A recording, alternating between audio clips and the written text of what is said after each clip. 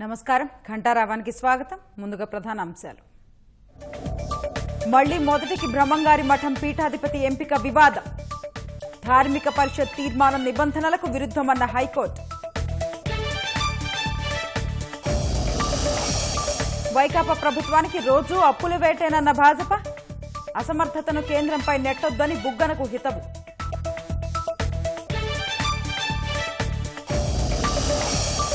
పన్నులు కట్టాలంటే ఇల్లు అమ్ముకోవాల్సిందేనన్న బొండా. పట్టణాల్లో వసతుల పేరిట దోపిడీకి తెరలేపారని ధ్వజం.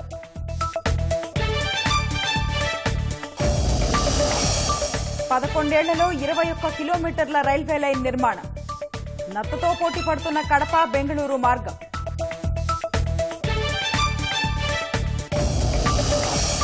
టోక్యో ఒలింపిక్స్ కు జకోవిచ్ ప్రయాణ ఏర్పాట్లు చేసుకున్నట్టు ట్వీట్.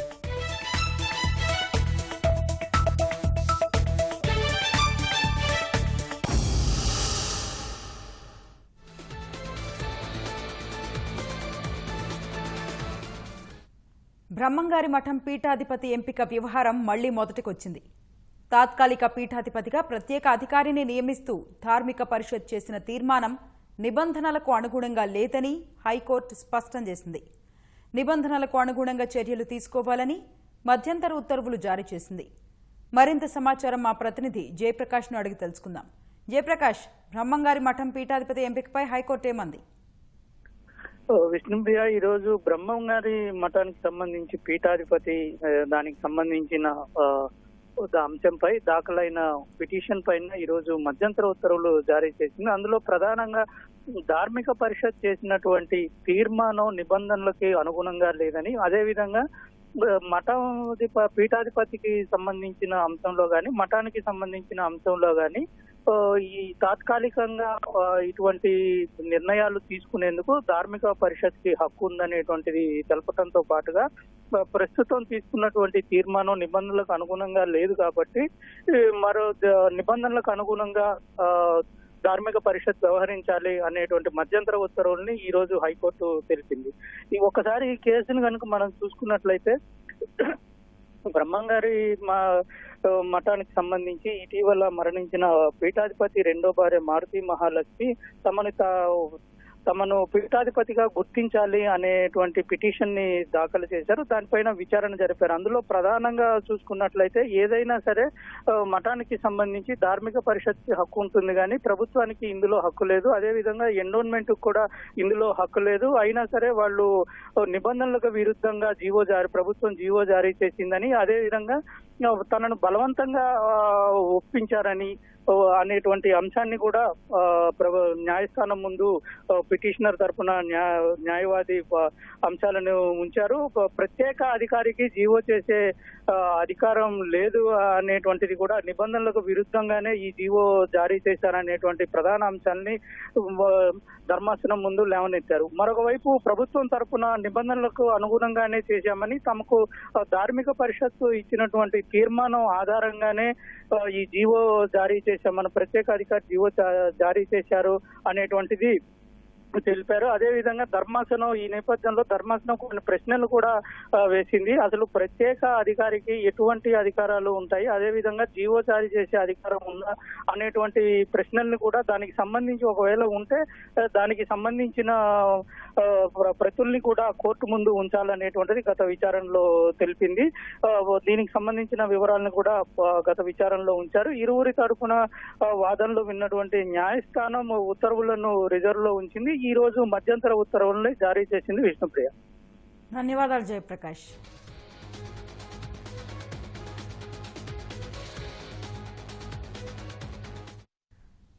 కరోనా కేసులు, మరణాలు అధికంగా నమోదవుతున్న 6 రాష్ట్రాల ముఖ్యమంత్రులతో ప్రధాని నరేంద్ర మోదీ వీడియో కాన్ఫరెన్స్ ద్వారా సమావేశమయ్యారు. ఏపీతో పాటు కేరళ, మహారాష్ట్ర, ఆంధ్రప్రదేశ్, ఒడిశా, కర్ణాటక, తమిళనాడు సీఎంలు భేటీలో పాల్గొన్నారు. కేంద్ర మంత్రులు అమిత్ షా, రాజ్నాథ్ సింగ్, కేంద్ర వైద్య ఆరోగ్య కార్యదర్శి రాజేష్ భూషణ్ కూడా పాల్గొన్నారు. దేశంలో నమోదవుతున్న కరోనా కొత్త కేసులు, మరణాల్లో దాదాపు 75% వరకు ఈ 6 రాష్ట్రాల్లోనే నమోదవుతున్నాయి. ఈ నేపథ్యంలో కోవిడ్ కేసులు, మరణాలు అరికట్టేందుకు తీసుకోవాల్సిన చర్యలపై ప్రధాని మోదీ పలు సూచనలు చేసే అవకాశం ఉంది. అలాగే టీకా పంపిణీ అంశం కూడా ఈ భేటీలో ప్రస్తావనకు రానుందని తెలుస్తోంది. राज्यों में केसेस की बढ़ती हुई संख्या अभी भी चिंताजनक बनी हुई है। साथियों, आज जितने राज्य, 6 राज्य आज हमारे साथ हैं, इस चर्चा में शामिल हुए हैं, पिछले हफ्ते के करीब 80% नए केसेस आप जो इन राज्यों में है उन्हीं राज्यों से आए हैं। 84% दुखद मौतें भी इन्हीं राज्यों में हुई है। शुरुआत में विशेषज्ञ ये मान रहे थे कि जहां से सेकंड वेव की शुरुआत हुई थी, वहां स्थिति अन्य की तुलना में पहले नियंत्रण में होगी, लेकिन महाराष्ट्र और केरल में केसेस का इजाफा लगातार देखने को मिल रहा है। ये वाकई हम सबके लिए, देश के लिए एक गंभीर चिंता का विषय है। आप सब इससे परिचित हैं कि ऐसे ही ट्रेंड हमें सेकंड वेव के पहले जनवरी फरवरी में भी देखने को मिले थे। इसलिए आशंका स्वाभाविक रूप से बढ़ जाती है कि अगर स्थिति नियंत्रण में नहीं आई तो मुश्किल हो सकती है। बहुत जरूरी है कि जिन राज्यों में केसेस बढ़ रहे हैं, उन्हें प्रोएक्टिव मेजर्स लेते हुए तीसरी लहर की किसी भी आशंका को रोकना होगा। साथियों, एक्सपर्ट्स बताते हैं कि लंबे समय तक लगातार केसेस बढ़ने से कोरोना के वायरस में म्यूटेशन की आशंका बढ़ जाती है। नए नए वेरिएंट्स का खतरा बढ़ जाता है। इसलिए तीसरी लहर को रोकने के लिए कोरोना के खिलाफ प्रभावी कदम उठाया जाना नितांत आवश्यक है। इस दिशा में स्ट्रैटेजी वही है जो आप अपने राज्यों में अपना चुके हैं, पूरे देश ने उसको लागू किया हुआ है और उसका एक अनुभव भी हमें है, जो आपके लिए भी टेस्टेड एंड प्रूवन मेथड है। टेस्ट, ट्रैक और ट्रीट, और अब टीका। टेस्ट, ट्रैक, ट्रीट एंड टीका, इसी वैक्सीन की हमारी रणनीति फोकस करते हुए हमें आगे बढ़ना है। माइक्रो कंटेनमेंट जोन्स पर हमें विशेष ध्यान देना होगा। जिन जिलों में पॉजिटिविटी रेट ज्यादा है, जहां से नंबर ऑफ केसेस ज्यादा आ रहे हैं, वहां उतना ही ज्यादा फोकस भी होना चाहिए। अभी जब मैं नॉर्थ ईस्ट के साथियों से बात कर रहा था, तो एक बात उभर करके आई कि कुछ राज्यों ने लॉकडाउन ही नहीं किया, लेकिन माइक्रो कंटेनमेंट जोन पर बहुत बल दिया और उसके कारण वो स्थिति को संभाल पाए।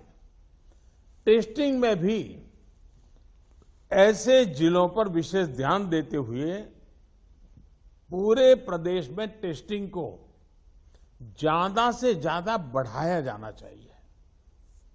जिन जिलों में, जिन इलाकों में संक्रमण ज्यादा है, वहां वैक्सीन भी हमारे लिए एक स्ट्रैटेजिक टूल है।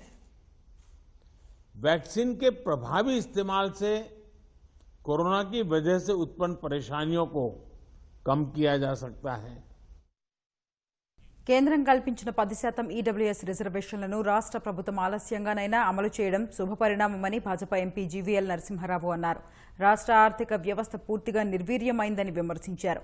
వైకాపా తెలుగుదేశం హయాంలో పీడీ ఖాతాల నుంచి నిధులు వినియోగంపై విచారణ జరిపించాలని గవర్నర్కు లేఖ రాసినట్టు జీవీఎల్ తెలిపారు.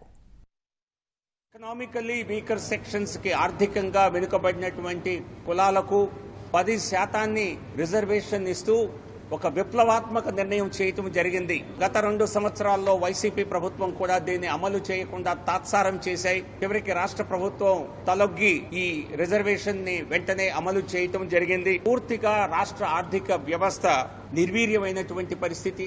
ప్రతిరోజు అప్పులు ఎత్తుక్కునే ప్రభుత్వంగా వైసీపీ ప్రభుత్వం ఈ రోజున ఉన్నది. పీడీ అకౌంట్స్ లో సిఏజీ చెప్పింది 41,000 కోట్ల రూపాయల్ని ఖర్చు పెట్టారు, దానికి పారదర్శకత లేదు అన్నది. పయ్యావుల కేశవ్ దీన్ని ప్రశ్నిస్తున్నారు. గతంలో మీ ప్రభుత్వ హయాంలో కూడా 53,009 కోట్లకి లెక్కలు సరిగ్గా లేవు. 100 కోట్లలో నిధుల్ని ఖాతాల్లో నుంచి క్యాష్ రూపంలో కూడా విత్డ్రా చేశారని అప్పుడు చెప్తే, ఇప్పుడు బుగ్గన రాజేంద్రనాథ్ గారు ఏ రకంగా ఆర్థిక మంత్రిగా తప్పించుకునే ప్రయత్నం చేస్తున్నారో ఇంతకంటే తీవ్రంగా ప్రయత్నం అప్పుడు యనమల రామకృష్ణుడు చేశారు. ఈ 2 ప్రభుత్వాల హయాంలో పీడీ ఖాతాల్లో దాదాపు 1,00,000 కోట్ల లావాదేవీలు జరిగాయని, ఈ అవకతవకలపై తీవ్ర స్థాయిలో మరి ఎంక్వైరీ జరపాలని, దానికి ఆదేశాలు జారీ చేయాలని గవర్నర్ గారిని, రాష్ట్ర గవర్నర్ గారిని కోరటం జరిగింది. వైకాపా ప్రభుత్వ నిర్ణయాలతో భవిష్యత్తులో ఇంటి చెత్త పన్ను కట్టాలంటే సొంతిల్లు అమ్ముకోవాల్సిందేనని తెలుగుదేశం నేత బొండా ఉమా ఎద్దేవా చేశారు. ఆస్తి విలువ పెంచినప్పుడల్లా పన్నులు పెంచేలా తెచ్చిన 198, 199 జీవోలను వెనక్కి తీసుకోవాలని డిమాండ్ చేశారు.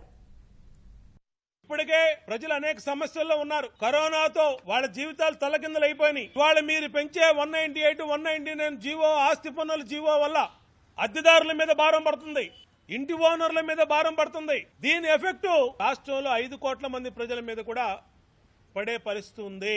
మున్సిపాలిటీలో గణనీయంగా ట్యాక్స్ పెరిగే పరిస్థితి ఉంది. కార్పొరేషన్ లో జీవో కనుక అమల్లోకి వస్తే ఎక్కడ ఆగుద్దో కూడా తెలియని పరిస్థితి. ఎందుకంటే ప్రతి 6 నెలలకో సంవత్సరానికో ప్రభుత్వం ఆస్తి విలువలు పెంచొచ్చు. ఆస్తి విలువ పెంచినప్పుడల్లా ట్యాక్స్ మారిపోద్ది. అందుకనే ప్రజలందరూ ఆందోళన చెందుతూ ఉన్నారు. విజయనగరం జిల్లా పాచిపెంట మండలంలోని పలు గిరిజన గ్రామాల ప్రజలు సిపిఎం ఆధ్వర్యంలో ధర్నా నిర్వహించారు. విశాఖపట్నం నుంచి రాయ్పూర్ వరకు 4 లైన్ల రోడ్డు విస్తరణను వ్యతిరేకించారు. స్థానికులకు సరైన పరిష్కారం చూపకుండా రోడ్డు వేస్తున్నారని ఆవేదన వ్యక్తం చేశారు. ప్రభుత్వం తమకు న్యాయం చేయాలని వారు వేడుకున్నారు.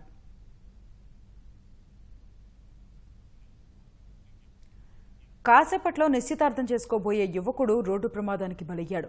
చిత్తూరు జిల్లా పూతలపట్టు మండలం పేట అగ్రహారానికి చెందిన భానుప్రకాష్ వివాహ నిశ్చితార్థం కోసం ద్విచక్ర వాహనంపై కాణిపాకానికి బయలుదేరాడు. మధ్యలో అతడిని గుర్తు తెలియని వాహనం ఢీకొట్టింది. భానుప్రకాష్ అక్కడికక్కడే మృతి చెందాడు. వాలంటీర్గా పనిచేస్తున్న భానుప్రకాష్ తండ్రి అంధుడు కావడంతో కుటుంబానికి అండగా ఉన్నాడు. ఒక్కగానొక్క కుమారుడు మరణించడంతో వారు కన్నీరు మున్నీరుగా విలపిస్తున్నారు.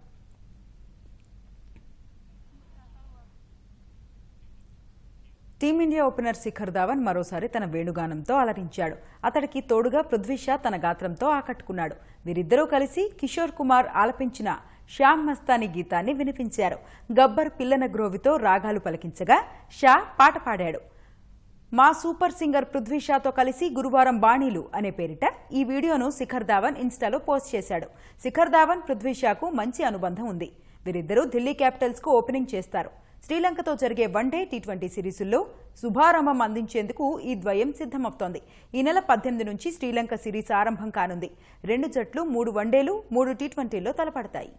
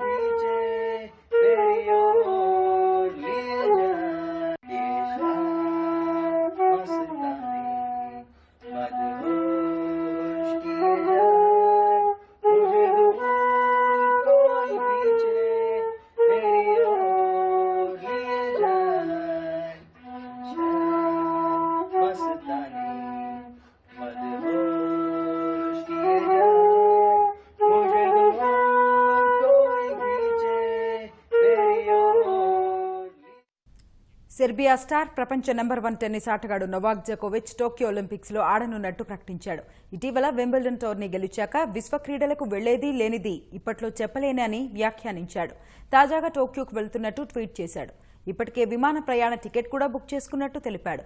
సెర్బియా ఒలింపిక్స్ బృందంలో సభ్యుడిగా వెళ్తున్నందుకు గర్వంగా ఉందన్నాడు జోకోవిచ్.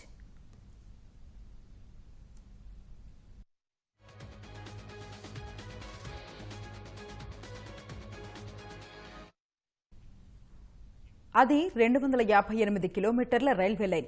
ఇప్పటికి పని జరిగింది గోరంతా, మిగిలింది కొండంతా. 11 ఏళ్లలో కేంద్ర రాష్ట్ర ప్రభుత్వాలు ఆపసోపాలు పడి 21 కిలోమీటర్ల ట్రాక్ పూర్తి చేశాయి. ఈ లెక్కన వాళ్లు ఎదురు చూసే రైలు ఒక జీవితకాలం కాదు, కొన్ని తరాలు ఆలస్యమయ్యేలా కనిపిస్తోంది. కడప బెంగళూరు రైల్వే లైన్ ఎన్నేళ్లకు పూర్తవుతుంది? రైలు ఎప్పుడు కూత పెడుతుంది? తండ్రి శంకుస్థాపన చేసిన పని కుమారుడైనా పూర్తి చేస్తారా?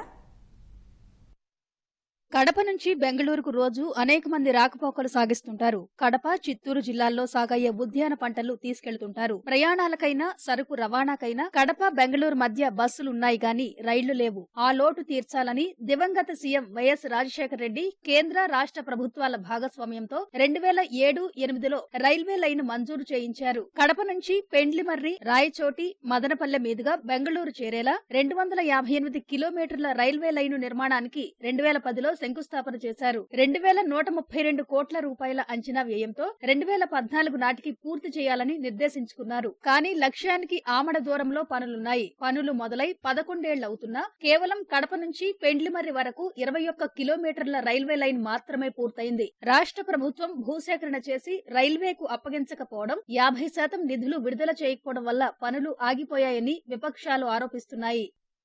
రాజశేఖర రెడ్డి మాట కూడా జగన్మోహన్ రెడ్డి దృష్టిలో పెట్టుకోకుండా వదిలేశాడు. 50% ఫండ్స్ వీళ్ళు రిలీజ్ చేయలేదు. తెలుగుదేశం హయాంలో కూడా మేము కూడా అప్పుడు కొన్ని ఫండ్స్ ఇవ్వడం జరిగింది. కానీ పూర్తిగా ఈ 2 సంవత్సరాలు 1 రూపాయి కూడా ఫండ్ ఇవ్వకుండా కేంద్రం కూడా దానివల్ల జాప్యం చేసింది. కాబట్టి జగన్మోహన్ రెడ్డి గారు ముఖ్యమంత్రి అయిన తర్వాత 1 ఇంచి పని కూడా జరగలేదు.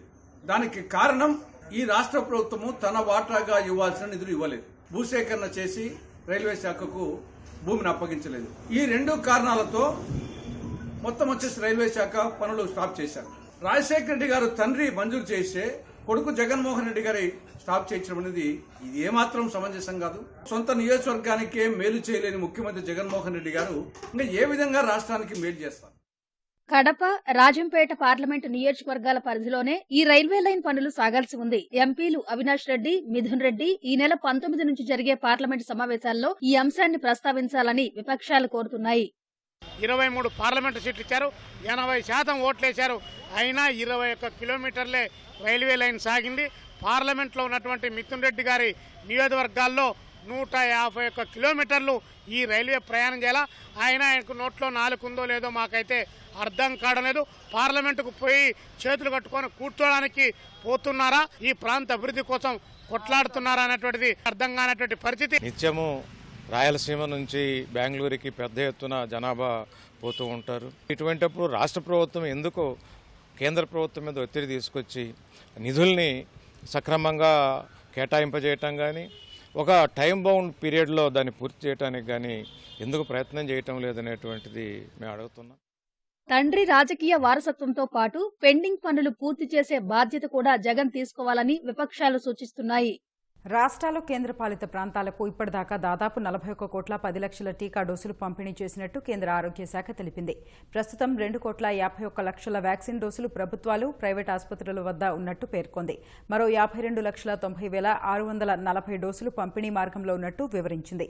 టీకా వృధాను మినహాయించగా దాదాపు 38 కోట్ల 58 లక్షల 75,958 డోసులు పంపిణీ జరిగినట్టు ఆరోగ్య శాఖ వెల్లడించింది.